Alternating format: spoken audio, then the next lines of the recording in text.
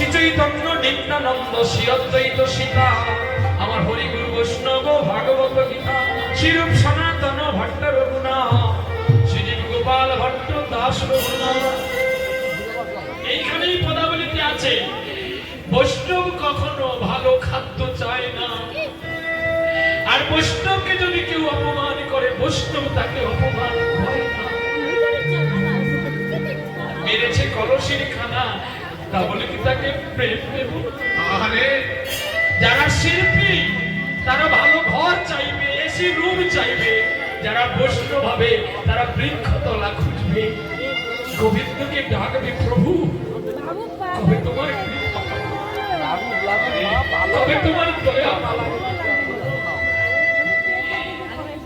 তাই আজকে দুঃখীরা দেখতে পেল ওই বাবাজিরা কৃষ্ণ নাম গাইছে, আর তাদের নয়ন দিয়ে কৃষ্ণ প্রাণ ঝরে ঝরে পড়েছে। ছুটে গিয়ে বাবার চরণ জড়িয়ে ধরে বলছে, বাবা আমি ওদের সঙ্গে যাব,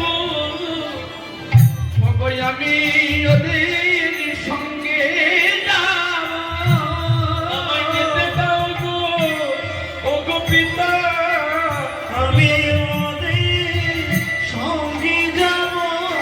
আরে গোপাল তোরে আমি ছেড়ে দিয়ে কি হবে? ভগবানের কাছে মানত করেছিলাম তোর মতো পুত্র পেলে বৃদ্ধকালে তোরা আমায় দেখবি।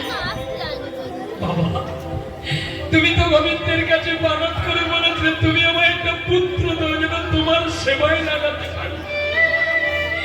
বাবা গো দাতা কর্ণ যদি তার পিছনে তোকে কেটে গোবিন্দ সেবাতে, বলো তুমি কেন আমায় রাখছো বেঁধে?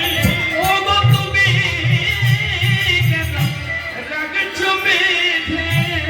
মায়ার জালে মায়ার জালে তুমি কেন আমায় রাখছো বেঁধে?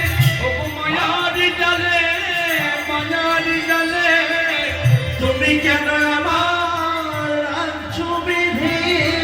পিতা চোখে জল দিয়ে বলছে, ওরে পুত্র রে আমি তোরে দিতে পারি যেতে, কিন্তু তুই আমায় কথা দে তুই যে পথে যাওয়ার জন্য চেষ্টা করছিস ওই পথ বড় দুর্গম পথ, ওই পথে অনেক যন্ত্রণা আছে, অনেক কষ্ট আছে, অনেক লাঞ্ছনা আছে, তবে আমার চরণ ছুঁয়ে কথা দে যত দুঃখ আসুক তুই আমার গোবিন্দকে ভুলবি না।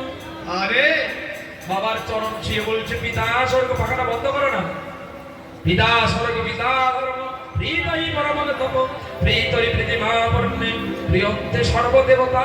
পিতা মাতাকে প্রণাম করে দুঃখী হরি নামের সঙ্গে মিশে গেলেন সাধুদের সঙ্গে। আর যেতে যেতে কি গাইছে যেন, তোমার